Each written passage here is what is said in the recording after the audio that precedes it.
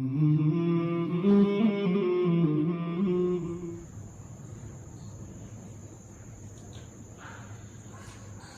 اللہ الرحمن الرحیم الحمد للہ رب العالمین والصلاة والسلام على رسوله النبی الکریم محمد وعلى آلہ وصحبہ اجمعین ومن تبعهم بإحسان ودعا بدعوتهم إلى يوم الدين أما بعد فقال الله سبحانه وتعالى فأعوذ بالله من الشيطان الرجيم بسم الله الرحمن الرحيم اهدنا الصراط المستقيم صراط الذين أنعمت عليهم غير المغضوب عليهم ولا الضالين صدق الله العظيم آمين. محترم ناظرین، السلام علیکم ورحمۃ اللہ وبرکاتہ. جیسا کہ آپ جانتے ہیں کہ گزشتہ لیکچر کے اندر، سابقہ نشست کے اندر سورہ فاتحہ کی تفسیر و تلاوت تقریباً مکمل ہو گئی تھی. بعض احباب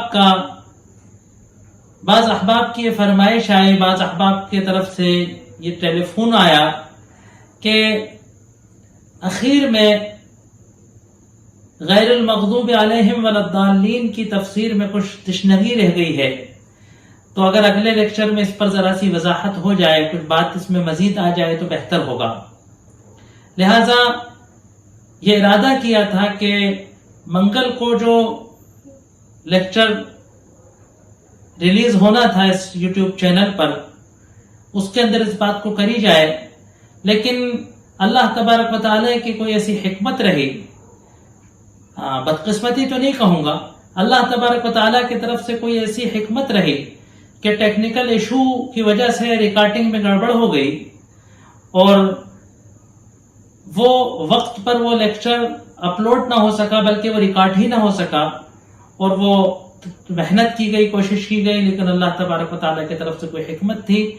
تو اب یہ انشاءاللہ آج یہ کوشش کی جا رہی ہے، دوبارہ اس کو ریکارڈ کرنے کی کوشش کی جا رہی ہے، آپ کی خدمت میں پیش کرنے کی کوشش کی جا رہی ہے. اور اس مد نظر سے کہ سنیچر کو کیونکہ عید الاضحیٰ کی مصروفیت ہے اور ہم بھی مصروف ہوں گے اور آپ حضرات بھی مصروف ہوں گے، تو لہٰذا یہ لیکچر انشاءاللہ آپ کی خدمت میں آج پیش کیا جا رہا ہے.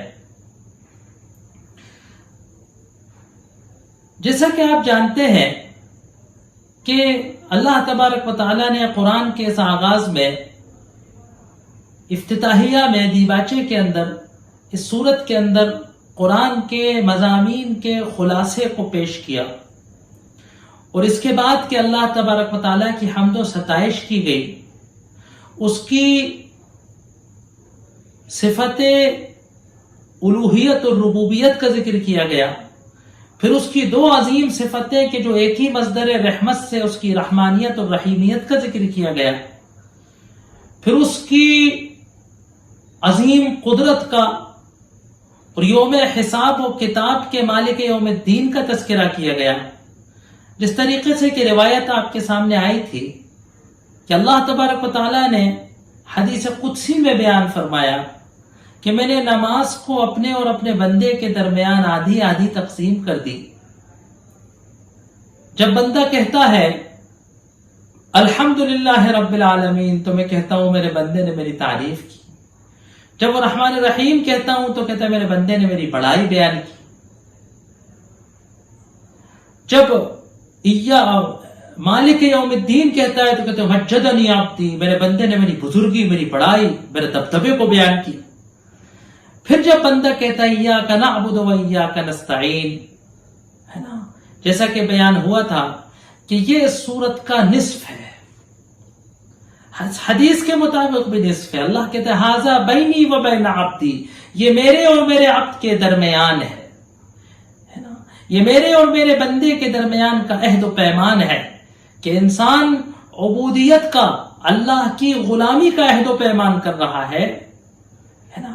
یقیناً پہلے وہ اس خدا کی صفات کو بیان کرتا ہے، پہلے وہ اس خدا پر ایمان استحضار کرتا ہے کہ وہ ہستی کہ جو ساری تعریف و ستائش کی مستحق ہے، وہ ہستی کہ جو اپنے آپ میں حقیقی الوہیت کے استحقاق رکھتی ہے، وہ ہستی کہ جو سارے جہانوں کے اندر، سارے جہانوں میں ربوبیت کی صفت رکھتی ہے، جو سب کا مالک ہے، پالنہار ہے، وہ کہ جو رحمان و رحیم ہے، وہ کہ جس کی طرف گڑ گڑانا چاہیے، وہ کہ جس سے التجا کرنا چاہیے، اس کے اندر صفت رحمانیت ہے، وہ کہ جو یوم حساب کا مالک ہے، بدلے کے دن کا مالک ہے، جو اچھائی کا بدلہ اچھائی سے دیتا ہے اور برائی کا بدلہ برائی سے دیتا ہے۔ اور یہ جو یوم الدین کا عقیدہ ہے، یہ انسانی زندگی کو استوار رکھنے کے لیے، انسانی زندگی کو راہ راست پر رکھنے کے لیے جو ضروری عقیدہ ہے۔ ایسے خدا کے تصور کے بعد قرآن نے کہا کہ اب بندہ خدا ایاک نعبد و ایاک نستعین اللہ تبارک و تعالیٰ کے حضور، اللہ کے دربار میں اس کے سامنے کھڑے ہو کر، ہاتھ باندھ کر، گردن جھکا کر اس کے سامنے اپنے ماتھا زمین پر ٹیک کر غلامی کا اظہار کر کے اور جو ہے عبودیت کا، غلامی کا اقرار کرتا ہے۔ اللہ سے عہد لیتا ہے کہ اللہ میں تیرا غلام ہوں، ہے نا، اور میں تیرا غلام ہوں اور تیرا غلام رہوں گا، میں تیرا غلام ہوں اور میں تیرا غلام بن کر رہوں، اور میں صرف تجھی پہ تکیہ کرتا ہوں، میں اپنے تمام امور میں، میں اپنے تمام معاملات میں، یہاں تک کہ میں تیری بندگی بجا رہا ہوں، میں تیری بندگی پہ کھڑا اترتا ہوں، میں اپنے آپ کو اس عہد میں، ہے نا، میں اپنے آپ کو اس عہد میں پختہ بنا لوں، اس کے لیے بھی میں تجھی سے استعانت کرتا ہوں، تجھ سے مدد مانگتا ہوں، ہے نا، تو کامل ہے، تو اس لائق ہے کہ تجھ سے مدد مانگا جائے، اور میں ناقص ہوں، میں مدد کا مستحق ہوں۔ یہی آقا اور غلام میں فرق ہوتا ہے، یہی آقا اور غلام میں فرق ہوتا ہے۔ آقا خود کفیل ہوتا ہے اور غلام اس کا محتاج ہوتا ہے۔ تو اس لائق ہے کہ مدد کرے اور میں اس کا محتاج ہوں کہ مدد مانگوں۔ ایاک نعبد و ایاک نستعین۔ ایک بات اور یہاں فصاحت و بلاغت کے تعلق سے عربی زبان کی باریکی بیان کی گئی تھی کہ الحمدللہ رب العالمین، ساری تعریفیں، ستائشیں اس خدا کے لیے کہ جو سارے جہانوں کا پالنہار ہے۔ یہ غائب کا صیغہ ہے عربی زبان میں، بلکہ ہر زبان میں 3 صیغے ہوتے ہیں، ایک متکلم کا صیغہ، ایک غائب کا صیغہ اور ایک مخاطب کا صیغہ۔ تو ابھی تو غائب کا صیغہ استعمال ہو رہا ہے کہ اللہ کی تعریفیں ہیں جو رحمان و رحیم ہے، جو مالک یوم الدین ہے، اور پھر ایک دم صیغہ بدل دیتا ہے قرآن، ایاک نعبد، متکلم کا صیغہ ہوتا ہے، بات ہونے لگی، میں تیری غلامی کا عہد کرتا ہوں۔ علماء نے لکھا کہ انسان اللہ کی اس حمد و ثنا کے بعد اس کے اتنے قریب ہو جاتا ہے کہ براہ راست اس سے گفتگو کرتا ہے۔ یہ نہیں کہا کہ اے نبی ہمیں عہد کرا دیجئے اللہ سے کہ ہم اس کے غلام ہیں، نہیں، اسلام نے یہ پیغام دیا کہ ایاک نعبد و ایاک نستعین، کہ ہم تیرے غلام ہیں، کیا اقرار کرتے ہیں، تجھ سے استعانت طلب۔ پھر اس حدیث قدسی کے اندر کہا گیا وَلِعَبْدِي مَا سَأَلَ، اس مقام پر کہ جس وقت غلام اپنے غلامی کا اقرار کر رہا ہے، آقا کے حضور اپنی بے بسی میں جو ہے استعانت ہے کہ میں تیری چوکٹ پر پڑ گیا ہوں۔ اب آقا بھی شان آقائیت میں ایک مخلص غلام کے تعلق سے کہتا ہے وَلِعَبْدِي، اور میرے بندے کے لیے ما سأل، وہ ہے کہ جو وہ پوچھتا ہے۔ تو پھر جب مصلی کہتا ہے اہدنا الصراط المستقیم صراط الذین انعمت علیہم غیر المغضوب علیہم ولا الضالین، تو اللہ کہتا ہے ھذا لعبدی، یہ نماز میں سے میرے بندے کا حصہ ہے، ولعبدی ما سأل، اور میرے بندے کے لیے وہ ہے جو اس نے مانگا۔ اب یہاں غور کرنے کی بات ہے کہ یہ دعا ہے، سورہ فاتحہ کو جو دعا کہا گیا ہے نا، تو یہ دعا ہے کہ جو انسان اس اہم مقام پر دعا طلب کرتا ہے۔ اب یہاں اگر آپ غور کریں تو قرآن ہمیں دعا کا بھی ایک ادب بتا رہا ہے نا، کہ ہمیں مانگنا کس سے چاہیے، ہمیں مانگنا کب چاہیے، اور ہمیں مانگنا کیا چاہیے۔ یہ 3 باتیں غور طلب ہو سکتی تھیں دعا کے تعلق سے، کہ ہمیں مانگنا کس سے چاہیے، ہمیں مانگنا کب چاہیے، اور ہمیں مانگنا کیا چاہیے۔ تو تو دیکھیے یہ سورہ قرآن کے افتتاح میں، قرآن کے پہلے صفحے کے اندر یہ سورت ہم کو بتاتی ہے کہ مانگنا تو کس سے ہے نا؟ مانگنا تو اس ذات سے ہے کہ جو ساری حمد و ستائش کے لائق ہو، صفت الوہیت و ربوبیت سے آراستہ ہو، صفت رحمانیت و رحیمیت ہو، اور حساب و کتاب کا مالک ہو۔ کب مانگنا چاہیے؟ ہمارے دستے دعا اٹھانا کب کام آئیں گے؟ آپ یہ سوچ سکتے ہیں کہ ہم دعائیں مانگتے ہیں اور ہماری دعائیں قبول نہیں ہوتی، ہم دعائیں مانگتے ہیں اور ہماری دعاؤں میں اثر نہیں ہوتا، ایسا کیوں ہوتا ہے؟ ہمیں مانگنا کب ہے؟ ہمیں مانگنا اس وقت ہے، ہمیں مانگنا اس وقت ہے کہ جس وقت ہم واقعتاً ہم اس بات کو قبول کر چکے ہوں کہ ہم اللہ کے غلام ہیں۔ ہماری ساری خواہشیں، ہماری ساری مشیتیں، ہماری ساری چاہتیں، ہماری زندگی کے سارے رخ، ہماری زندگی کے سارے اغراض و مقاصد ہے نا، ہماری ساری صلاحیتیں اللہ کی غلامی کو قبول کر چکی ہوں، اللہ کی خدمت میں لگ چکی ہوں۔ وَإِيَّاكَ نَسْتَعِينُ، اور اس وقت جب ہم اللہ پر ایسا توکل کرتے ہوں، اللہ پر استعانت کرتے ہوں، اللہ کی مدد پر تکیہ کرتے ہوں، اللہ کی مدد پر بھروسہ کرتے ہوں، اور کیا مانگے؟ یہ ہے اصل بات کہ مانگے تو کیا مانگے؟ آپ عام طور سے دیکھیں گے کہ ہم لوگ اس دنیا میں اس قدر خود غرض ہو گئے کہ ہم مانگتے بھی ہیں، اگر ہم مانگتے بھی ہیں تو صرف اسی دنیا کی فلاح و بہبود کے لیے، اسی دنیا کی خیرات کو، اسی دنیا کی نعمتوں کو، اسی دنیا کے مال و دولت کو، اسی دنیا میں کے زر و زیور کو، یہی کے عہدے اور مقام کو، یہی کی بلندی اور بڑائی کو۔ سورہ بقرہ کے اندر اللہ تبارک و تعالیٰ نے حج کے تناظر سے، آج حج کا دن ہے، حج کے تناظر میں اللہ تبارک و تعالیٰ نے دعا کرنے والوں کی دو قسمیں بتائیں، دعا کرنے والوں کی اللہ نے دو قسمیں بتائیں۔ ایک وہ کہ ربنا آتنا فی الدنیا وما لہ فی الآخرۃ من خلاق، ایک تو وہ کہ جو کہتے ہیں کہ اللہ آتنا فی الدنیا، تو ہمیں بس اسی دنیا میں دے دے، اچھا ہو برا ہو نیک ہو، ہے حلال سے ملے حرام سے ملے، ہمیں کوئی سروکار نہیں، بس تو اسی دنیا میں دے دے۔ یہاں تک کہ وہ پہنچوں کے پاس جاتے ہیں اور پہنچے ہوئے لوگ ان کو لاٹری کا نمبر بتاتے ہیں اور وہ جوئے کی رقم جیت کر آتے ہیں اور سمجھتے ہیں ہمیں اللہ کرامت ہوئی۔ افسوس کی بات کہ حرام کی لاٹری کا نمبر بتانے والا، غیر محرم کے دل کو جیت کر محبت کروانے والا، بے حیائی اور بے شرمی کا ارتکاب کروانے والا، اس کا وظیفہ بتانے والا ہمارے معاشرے میں پہنچا ہوا مانا جاتا ہے، اس کو پہنچا ہوا تصور کیا جاتا ہے۔ یہ شرم کی بات ہے۔ کبھی اگر ہم ٹھنڈے دماغ سے سوچیں تو ہمیں ہنسی آئے گی اپنے اس عقیدے اور اس تصور پر۔ یقیناً پہنچا ہوا تو ہو سکتا ہے وہ، لیکن دربار ابلیس میں پہنچا ہوا ہو سکتا ہے۔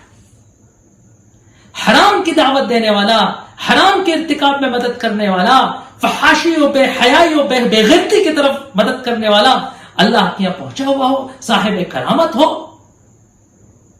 ناقابل تصور۔ یہ تو بہت پہلے یہودوں نے، مشرکین نے کہا تھا کہ اللہ برائی کی دعوت دیتا ہے، قرآن نے اس بات کا انکار و تردید کی تھی۔ ان اللہ لا یأمر بالفحشاء، اللہ کسی روپ میں فحشا کی و بے حیائی کا حکم نہیں دے سکتا۔ تو استعانت صرف اللہ سے جب ہوگی تو مانگا تو اسی دنیا میں مانگا، کچھ بھی دے دیجئے۔ عبادت بھی اسی لیے کی کہ دکان چل جائے، آیت کریمہ کا ختم بھی اسی لیے ہوا کہ جو غبن کیا تھا، جو چوری کی تھی، جو بےایمانی کی تھی، اس کے بدلے میں جو پولیس کیس لگ گیا ہے اس میں جیت جائیں. قرآن سے باطل کی استعانت پر مدد لی جا رہی ہے. اس سے بڑی قرآن کی بے حرمتی جو اس قوم امت نے کی ہے ناقابل تلافی جرم. اگر پوری امت مسلمہ ہستی وجود سے غارت کر دی جائے صرف اس جرم میں قرآن کی اس بے حرمتی میں کہ قرآن سے کسی حرام کے ارتکاب میں مدد لی جائے تو شاید کم سزا ہوگی. یہ تو رحمان رحیم کا معاملہ ہے کہ وہ ہمیں معاف کر دیتا ہے, وہ ہم سے درگزر کرتا ہے, وہ ہمیں ڈھیل دیتا ہے, وہ ہمیں سدھرنے کا موقع دیتا ہے. یہ تو اس کی شان کریمی ہے. تو ربنا آتنا فی الدنیا, دنیا ہی میں دے دے, جو کچھ دینا ہے یہی دے دے. ڈاکٹر بنا دے, انجینئر بنا دے, فیکٹری چلا دے, مال دلا دے, پلاٹ دلا دے, زمین دلا دے, تو یہی کر دے. آخرت تو دیکھی جائے گی جب کی جب. اور اصل کیا ہے, اور کچھ ایسے ہیں کہ جو کیا کہتے ہیں ربنا آتنا فی الدنیا حسنہ, اے پروردگار تو دنیا میں دے تو, لیکن کیا دے؟ بھلائی دے, طیب دے, حلال دے, تیری رضا والا دے, تیری شریعت پہ چل کر دے. وفی الآخرت حسنہ, اور آخرت میں بھی جنت دے. وقنا عذاب النار, اور آگ کے عذاب سے ہم کو بچا لے. یہی دعا اللہ تبارک و تعالیٰ نے یہاں سکھائی کہ اہدنا الصراط المستقیم, تو ہمیں صراط مستقیم کی رہنمائی کر دے. مانگنا کیا ہے خدا سے؟ مانگنا یہ ہے کہ صراط مستقیم کی رہنمائی کر دے. اور صراط مستقیم کیا ہے گزر گیا. ہدایت کے بارے میں گفتگو تفصیل سے ہو گئی کہ ہدایت کا مطلب ہے رہنمائی. اور میں نے کہا تھا کہ رہبر رہنمائی کیا ہے کہ منزل مقصود تک پہنچ جائے, اور منزل مقصود تک پہنچنے میں کم سے کم بھٹکنے سے, لٹنے سے, پٹنے سے ہے نا بچ جائے. صراط مستقیم کیا ہے؟ بہت ساری تشریحات کی گئی, لیکن یہ کہ جو ہے نا راہ مستقیم پر, قرآن کے راستے پر, دین کے راستے پر, جنت تک لے جانے والی, تیری رضا تک لے جانے والی ڈگر پر چلا دے. اب دیکھیے ایک چیز ہے, قرآن کی اگر ہم تلاوت کریں گے, انشاءاللہ آگے آئے گا تو ہم بیان کریں گے جگہ جگہ, کہ قرآن فطرت انسانی کے حساب سے ہمیں اپیل کرتا ہے. جستا جستا قرآن میں انبیاء کے, صالحین کے, نیکوکاروں کے, انبیاء کے متبعین کے واقعات آتے ہیں, اور دوسری طرف قرآن میں منکرین کے, نبیوں کا انکار کرنے والوں کے, کفر کرنے والوں کے, شریعتوں کو پامال کرنے والوں کا تذکرہ ہوتا ہے. یہ قرآن کا تقابلی انداز ہے. جنت کا تذکرہ ہوتا ہے تو دوزخ کا تذکرہ ہوتا ہے, نیکوں کا تذکرہ ہوتا ہے تو بدوں کا تذکرہ ہوتا ہے, دن کا تذکرہ ہوتا ہے تو رات کا تذکرہ ہوتا ہے. کیونکہ عربی کی ایک مثال ہے کہ تعرف الاشیاء بازدادها, کہ چیزیں اپنی ضد سے, اپنے اپوزٹ سے پہچانی جاتی ہیں, ہے نا. جس نے رات نہ دیکھی ہو اس کو دن کی جلوہ گری کی کا احساس نہیں ہو سکتا کہ دن کی جلوہ گری کی کیا خصوصیت ہے. اور جس نے دن کی جلوہ گری نہ دیکھی ہو تو رات کے اندھیرے کی گھٹا ٹوپ کو, تاریکی کو نہیں پہچان پاتا. تو یہاں بھی ہمیں جو ہے دو چیزیں بتائی گئی. صراط مستقیم کو متعین کرنے کے لیے دو چیزیں بتائی گئی. ایک تو ان لوگوں کی صفت بیان کی گئی کہ جو صراط مستقیم پر چلے, اور ایک ان لوگوں کی روش بتائی گئی کہ جو صراط مستقیم سے بھٹک گئے یا جو صراط مستقیم پر نہیں چلے. تو اسی لیے قرآن نے یہ تاکید کی کہ صراط الذین انعمت علیہم, وہ صراط مستقیم کیا ہے کہ وہ راستہ, وہ طریقہ حیات, وہ انداز زندگی ہے نا, وہ جینے کا ڈھنگ ہم پہ سکھا دے, اس جینے کے ڈھنگ تک ہماری رہبری کر دے کہ انعمت علیہم, ان کا طریقہ کہ جن پر تو نے انعام کیا ہے نا. ذکر آیا تھا کہ انعام کس کا ہے سورہ نساء میں, نبیین والصدیقین والشہداء والصالحین, ہے نا. نبیوں کا راستہ, صدیقین کا راستہ, شہداء کا راستہ, صالحین کا, نیکوکاروں کا راستہ.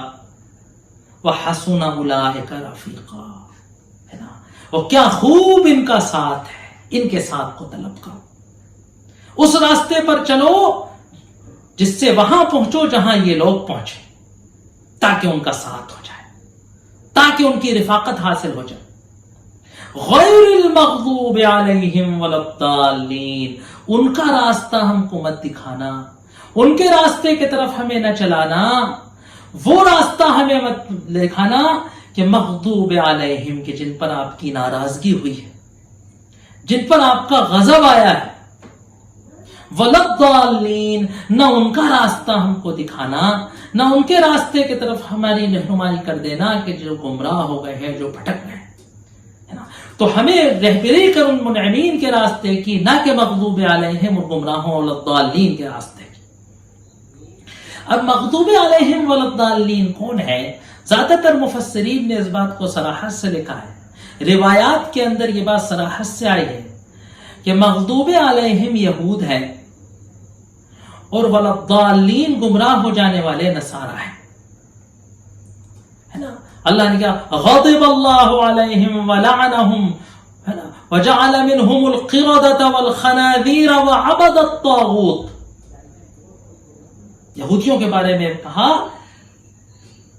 غضب اللہ علیہم، یہ وہ ہیں کہ جن پر اللہ ناراض ہو گیا، وجعل، اور ان میں سے قردہ، بندر بنا دیے، مسخ کر دیا، بندر بنا دی، والخنازیر، اس میں سے خنزیر بنا دی، وعبد الطاغوت۔ اب آپ تو یہ عجیب بات ہے کہ بندروں سے اور خنزیروں سے بھی گرے پڑے ہیں وہ کہ جو طاغوت کی عبادت کرتے ہیں، جو طاغوت کی غلامی کرتے ہیں، جو طاغوت کی بندگی کرتے ہیں، جو طاغوت کے سامنے گردن جھکاتے ہیں۔ نصارہ کے بارے میں قرآن نے کہا ضلوا من قبل واضلوا كثيرا وضلوا عن سواء السبيل۔ ضلوا من قبل، کہ جو پہلے خود بھٹک گئے، واضلوا كثيرا، اور بہت سو کو بھٹکا دیا، وضلوا عن سواء السبيل، اور صراط مستقیم سے بھٹک گئے، راہ مستقیم سے سوائے سری، نا، درمیانی راستے سے ہٹ گئے۔ اگر ہم قرآن کے اندر یہودیوں کے ایٹیٹیوڈ کا مطالعہ کریں تو ہمیں پتہ چلے گا کہ یہ وہ لوگ ہیں کہ جن پر اللہ ناراض ہوا، اور عیسائی وہ ہیں کہ جو صراط مستقیم کو پانے کے بعد اس سے بھٹک گئے۔ دراصل دو چیزیں ہیں اصل میں صراط مستقیم پر پہنچنے کی اور باقی رہنے کے لیے، ایک ہے علم اور ایک ہے عمل۔ علم و عمل دونوں سے مل کر بات ہوتی۔ یہودیوں کے پاس علم تھا، ان کے پاس تورات تھی، فیہا ہدی و نور، تورات ان کے پاس تھی جس میں ہدایت بھی تھی اور نور بھی تھا۔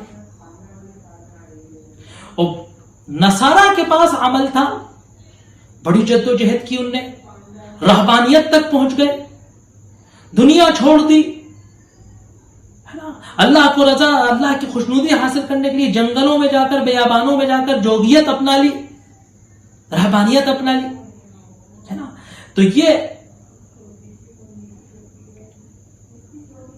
علم ہو اور عمل نہ ہو تو انسان ڈھیٹ ہو جاتا ہے، بےغیرت ہو جاتا ہے، اور عمل ہو اور علم نہ ہو تو انسان بھٹک جاتا ہے، خرافات میں اور بدعات میں مبتلا ہو جاتا ہے، غلط طریقے سے، صحیح کام غلط طریقے سے کرتا ہے اور گمراہ ہو جاتا ہے۔ تو ان دونوں راستوں سے ہمیں بچانے کو کہا گیا کہ نہ تو ہم یہود کے راستے پر چلے، نہ نصارہ کے راستے پر، ہے نا۔ دیکھیے، کوئی بھی انسان جس کو اپنی زندگی میں کچھ بھی بننا ہو، ایک سائنٹسٹ بننا ہو، ایک ہسٹورین بننا ہو، ایک کامیاب ٹیچر اور پروفیسر بننا ہو، ایک فٹ بال کا کھلاڑی بننا ہو، ایک کرکٹر بننا ہو، تو یقیناً اس کی زندگی میں ایک رول ماڈل ہوتا ہے۔ قرآن صراط مستقیم کی دعا مانگنے کے بعد، قرآن کی تلاوت سے پہلے وہ ہمارے سامنے ایک سوال، تین چیزیں رکھ رہا ہے کہ یہ قرآن جو ہے، اس کی جو تمہیں تلاوت کرنی ہے، الف لام میم ذالک الکتاب لا ریب فیہ ھدی للمتقین سے لے کر ناس تک، وہاں تمہیں تین چیزیں تلاش کرنی ہے۔ ایک تو تمہیں صراط مستقیم تلاش کرنا ہے، زندگی گزارنے کا وہ صحیح راستہ اپنانا تلاش کرنا ہے کہ جو تمہیں منزل مقصود تک لے جائے۔ دوسرا، تمہیں اس قرآن سے وہ رول ماڈل اخذ کرنا ہے انبیاء اور صالحین اور شہداء کا کہ جو تمہیں صراط مستقیم پہ چلنے کی تقلید کرے، جو صراط مستقیم پر چلنے میں تمہارے لیے نمونے کا کام ہے۔ اور تیسری چیز یہ ہے کہ تمہیں اس کردار سے اور اس کیریکٹر سے بچنا ہے کہ جس کردار اور کیریکٹر والے صراط مستقیم سے بھٹک جاتے ہیں۔ جس طریقے سے کہ تربیت کے دوران ماں باپ ایک بچے کو کسی ادا سے بچانے کے لیے، کسی برائی سے بچانے کے لیے اس سے کہتے ہیں کہ گندے بچوں کی طرح نہیں، ہمارا بچہ تو اچھا بچہ ہے، بیٹے تم تو اچھے بچے ہو نا، ایسا تو گندے بچے کرتے ہیں، ہے نا۔ تو ہمیں گندا بننے سے بچنا ہے۔ قرآن کہتا ہے کہ تمہیں ایک اچھا انسان بننا ہے، جیسے کہ ایک بچے سے کہا جاتا ہے تمہیں اچھا بچہ بننا ہے، اور تمہیں برا انسان نہیں بننا ہے، جیسے کہ ایک بچے سے کہا جاتا ہے کہ تمہیں بھی گندا بچہ نہیں بننا ہے۔ اب ایک حدیث یہاں بیان کرنے کی ضرورت محسوس ہو رہی کہ یہاں اس کردار پر اتنا زور کیوں دیا گیا۔ ایک حدیث کے اندر آتا ہے کہ تم بنی اسرائیل کے یا تم امم سابقہ کے حسب النعل بالنعل لتتبعن سنن من قبلکم، تم اپنے سے پہلے والوں کے طریقوں کو اپنا کر رہو۔ لوگوں نے کہا اللہ کے رسول کیا یہود و نصارہ اس سے مراد ہے؟ کہا تو پھر اور کون مراد ہے؟ اہل کتاب مراد ہے، کہا تو پھر اور کون مراد ہے؟ ہمارے سامنے ایگزامپل پیش کر دیا گیا ہے کہ ایسی قوم کا کہ جس کو اللہ کی کتاب دی گئی، جس کے پاس نبی آ گیا، جس کو رہنمائی مل گئی، صراط مستقیم اس کو دے دی گئی، اور پھر وہ اپنی نالائقیوں کی وجہ سے، اپنی بدعملیوں کی وجہ سے، اپنی بد کرداریوں کی وجہ سے، اپنی بد اخلاقیوں کی وجہ سے، ہے نا، اپنی کجرویوں کی وجہ سے، ہے نا، اپنی نادانیوں کی وجہ سے اس صراط مستقیم کو کھو بیٹھے اور اللہ کے غضب کے یا گمراہی کے قرار ہے نا، اللہ کے غضب کے مستحق قرار دیے گئے یا گمراہ قرار دیے گئے۔ ہمیں اس راستے سے بچنا ہے تاکہ ہم ویسے راستے پر نہ چلیں۔ اس کے لیے اللہ تبارک و تعالیٰ نے بڑی تفصیل سے بنی اسرائیل کے ایٹیٹیوڈ کا، بنی اسرائیل کے رویے کا، بنی اسرائیل کے طرز عمل کا، بنی اسرائیل کے طرز سوچ کا قرآن کے اندر تجزیہ کیا ہے، قرآن کے اندر اس کو بیان کیا ہے۔ کوئی مدنی صورت ایسی نہیں ہے کہ جو بنی اسرائیل کے تذکرے سے نہ گزری ہو۔ کوئی مکی صورت، کوئی کا مطلب ایک اکثر ہے کہ مکی صورتیں بھرمار ہیں انبیاء کے واقعات سے، انبیاء کا انکار کرنے والوں کے واقعات سے، یہودیوں کے ایٹیٹیوڈ سے، ہے نا۔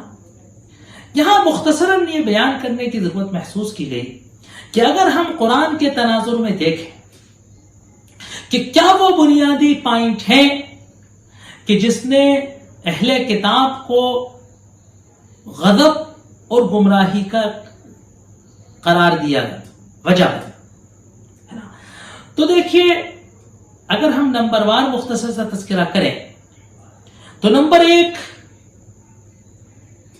اللہ تبارک و تعالیٰ کی شان میں، اس کی ذات و صفات میں گستاخانہ عقیدوں کا رکھنا۔ یہودیوں نے بڑی آسانی سے کہہ دیا ان اللہ بخیل ید اللہ مغلولہ، اللہ کے ہاتھ تو تنگ ہے، ولا یعوذ باللہ ولا یعوذ باللہ ولا یعوذ باللہ، اللہ کے بارے میں کوئی یہ کہہ سکے، ہے نا۔ تو اللہ کی ذات و صفات میں گستاخی کرنا، دیکھیے ان کا یہ گستاخانہ مزاج انہیں کہاں تک لے گیا کہ وہ اس عقیدے تک کے قائل ہیں کہ اللہ زمین پر اتر کے حضرت یعقوب سے کشتی کی اور حضرت یعقوب نے اللہ کو ہرا دیا۔ کیسی گمراہی کی عقیدے۔ نمبر 2، انبیاء کے بارے میں گستاخانہ مزاج کا رکھنا، انبیاء کے سامنے، انبیاء کے ساتھ گستاخیاں کرنا، ان کی نافرمانیاں کرنا، نبی کو نبی مانتے ہوئے اپنی اغراض و مقاصد کے لیے، ہے نا، اپنی خواہشات کے لیے، اپنی نفس کے تقاضوں کو نہ دبا پانے کی وجہ سے انبیاء کی نافرمانی کرنا، یہاں تک کہ ان کو قتل کر دینا، ہے نا۔ کسی امت کے لیے سب سے بڑی سب سے بڑی گمراہی اور نحوست کی وجہ یہ ہو سکتی ہے کہ وہ اپنے جو ہے داعی حق کو قتل کر دے کہ کہاں یہ ٹوکتا رہتا ہے، اس سے جان چھڑاؤ۔ تیسری چیز جو سب سے بڑی ہے کہ کتاب اللہ میں تحریف کرنا ہے نا، کتاب اللہ میں تحریف کرنا ہے نا، کتاب اللہ کے اندر لفظی تحریف کرنا ہے نا۔ قرآن نے کہا کتاب بایدی ثم یقولون ھذا من عند اللہ، اپنے ہاتھوں سے لکھتے ہیں پھر کہتے ہیں یہ اللہ کا کلام ہے۔ قرآن نے ایک یہ کہ تحریف معنوی کرنا، کتاب اللہ کی غلط تشریح کرنا، کتاب اللہ کے غلط معنی نکالنا۔ چوتھا جرم ان کا ہے کہ کتاب اللہ کو پسے پش ڈال دینا، کتاب اللہ پر عمل نہ کرنا، کتاب اللہ کے خلاف عمل کرنا۔ پانچواں ان کی جرم کہ بد کرداری ہے نا، کہ احکامات کو چھوڑ کر بد کرداری کرنا ہے نا۔ چھٹا کہ بد اخلاقی کا ارتکاب کرنا، اللہ کے حقوق اللہ کے ساتھ حقوق العباد کو نہ ادا کرنا ہے نا۔ فتنہ اور فساد کا ارتکاب کرنا، زمین کے اندر فتنہ اور فساد کا ارتکاب کرنا ہے نا، زمین میں فتنہ پھیلانا ہے نا۔ دنیا کی محبت ہے نا، جس کے نتیجے میں حرص و ہوس، سب سے بڑا جو ان کا جرم تھا کہ حرص اور ہوس، اسی کے پیچھے حب دنیا ہے، اسی کے لیے جو ہے، اسی کے لیے شریعت کی پامالی ہے، اسی کے لیے جو ہے کتاب اللہ میں تحریف ہے، اسی کے لیے انبیاء کی گستاخی ہے۔ یہ سب اسی کا نتیجہ ہے کہ حرص و ہوس کا مزاج، بد عملی کا مزاج، بد اخلاقی کا مزاج ہے نا۔ تو اللہ تبارک و تعالیٰ نے یہاں ہم کو افتتاح کلام کے اندر اس بات سے آگاہ کر دیا ہے کہ یہ کچھ کردار ہے گمراہوں کے، وہ کچھ کردار ہیں ان کے کہ جن سے اللہ شدید ناراض ہوا ہے، ان کو ہستی وجود سے مٹایا ہے، طرح طرح کی ان کو سزائیں دی ہیں، طرح طرح نے اللہ نے اپنی غصے کے اور ناراضگی کے، اپنی نقمت کے مظاہرے کیے ہیں۔ ہمیں ان کے کردار سے بچنا ہے اور ہمیں ان کے کردار کو اپنانا ہے، ان کی رہنمائی کو اپنانا ہے، ان کی تقلید کرنی ہے کہ جن سے اللہ راضی ہوا ہے، جن پر اللہ نے انعام کیا ہے۔ یقیناً اس راستے پہ چلنا ہوگا کہ تجربہ ہو گیا ہے کہ جس راستے پر چل کے لوگ انعام کے حالات مستحق ہوئے، جن نے انعام حاصل کیا۔ تو اللہ تبارک و تعالیٰ سے دعا ہے کہ اللہ تبارک و تعالیٰ ہمیں صراط مستقیم کی رہنمائی عطا کر دے، ہمیں منعمین کے راستے پر چلنے کی توفیق عطا فرمائے، اور اللہ ہمیں مغضبین اور گمراہوں کے راستے سے محفوظ فرمائے۔ وآخر دعوانا ان الحمد للہ رب العالمین۔